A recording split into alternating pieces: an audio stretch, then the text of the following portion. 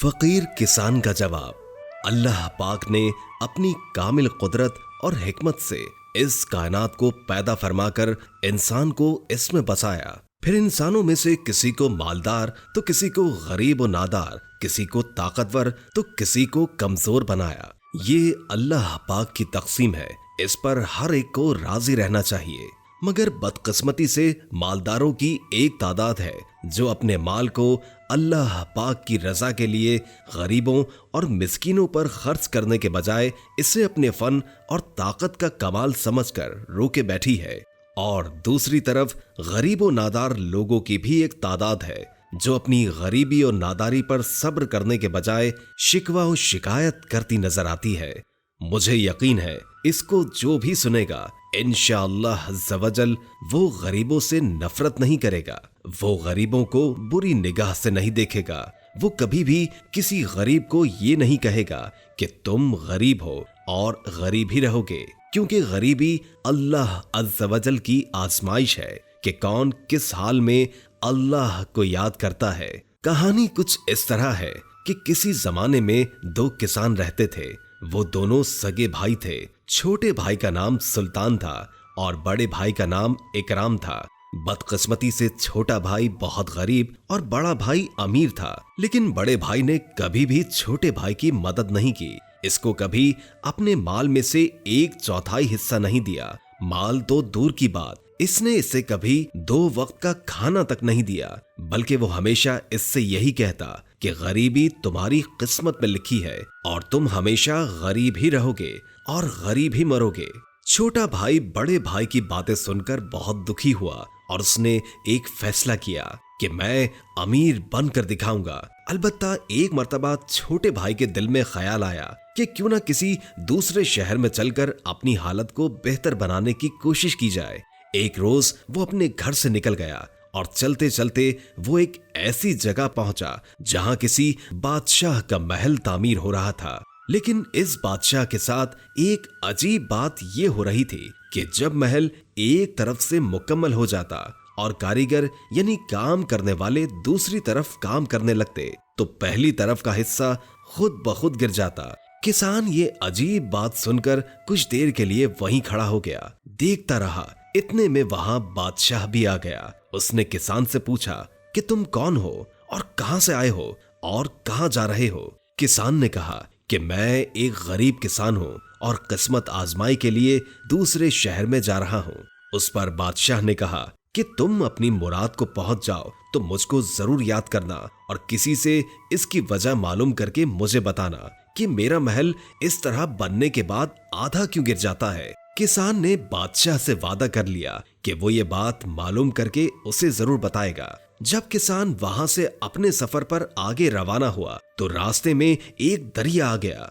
अभी वो दरिया को पार करने ही लगा था कि दरिया में से एक बड़ा कछुआ बाहर निकला और पूछा, ऐ मुसाफिर, तुम कौन हो और कहां जा रहे हो। जब किसान ने अपने सफर का मकसद बताया तो कछुए ने कहा कि जब तुम अपने मकसद में कामयाब हो जाओ तो मुझे भी याद रखना। मैं दरिया में रहता हूँ, इसके बावजूद अंदरूनी तौर पर जलता रहता हूँ।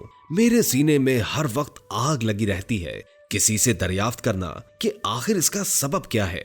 किसान ने कछुए से भी वादा कर लिया कि वो इसके हर वक्त अंदरूनी तौर पर जलते रहने का सबब मालूम करके बताएगा। कछुए ने इस किसान को अपनी पीठ पर बिठाकर दरिया पार करवा दिया। चलते चलते किसान को भूख लगी। उसने रास्ते में एक आलूचे का दरख्त देखा और उसने कच्चे पक्के आलूचे तोड़ लिए और बैठकर खाने लगा। सारे के सारे आलूचे कड़वे थे। उस किसान ने सारे आलूचे फेंक दिए और गुस्से में दरख्त की तरफ लपका कि इसे तोड़ दे ताकि इस तरह कोई दूसरा आदमी धोखे में आकर आलूचे ना खाने लगे। जब वो इसकी शाखें तोड़ने लगा तो आलूचे का दरख्त फरियाद करते हुए बोला कि मैं खुद परेशान हूँ कि मेरा फल इतना कड़वा क्यों है। जब तुम अपने मकसद में कामयाब हो जाओ तो किसी से ये जरूर दरियाफ्त करना कि मेरा फल कड़वा क्यों होता है। किसान ने दरख्त से भी वादा कर लिया कि वो जरूर मालूम करके उसे बताएगा। एक जंगल से वो गुजर रहा था। उसने दरख्तों के झुंड में घास फूस की एक झोपड़ी देखी। वो आराम करने के ख्याल से झोपड़ी में दाखिल हुआ तो उसने देखा कि एक बूढ़ा फकीर गहरी नींद सो रहा है। वो फकीर 12 साल तक मुसलसल जागता था और फिर 12 साल तक सोता रहता था। अभी किसान को वहां चंद मिनट ही गुजरे होंगे कि फकीर नींद से जाग पड़ा और किसान से कहा कि तुमने नींद के दौरान मेरी हिफाजत की है, मैं तुमसे बहुत खुश हूँ। ये बताओ कि तुम कौन हो और कहाँ जा रहे हो।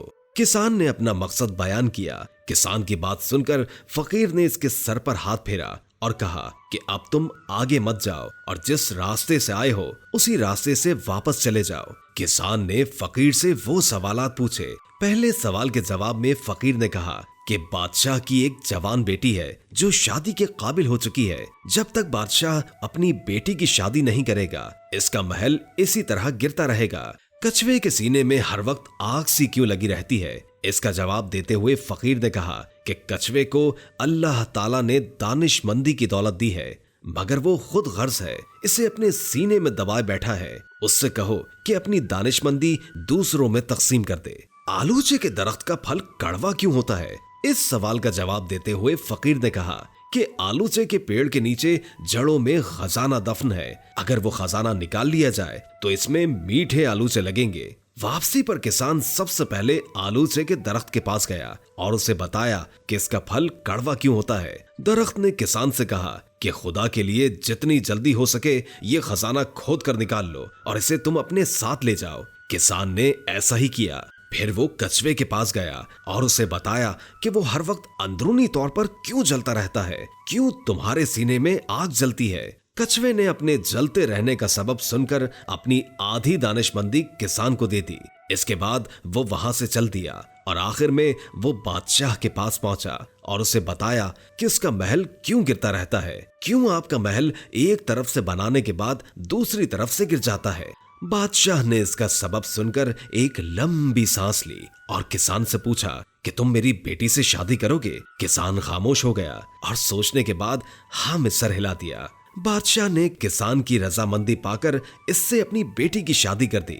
शादी के बाद जो किसान था वो एक सल्तनत का बादशाह बन गया। शादी के कुछ साल के बाद किसान ने अपने बड़े भाई को अपने पास बुला लिया। जब वो दरबार में आया तो छोटे भाई को देखकर हैरान हो गया। छोटे भाई ने बड़े भाई से कहा कि तुम मुफलिसी को मेरा मुकद्दर कहते थे।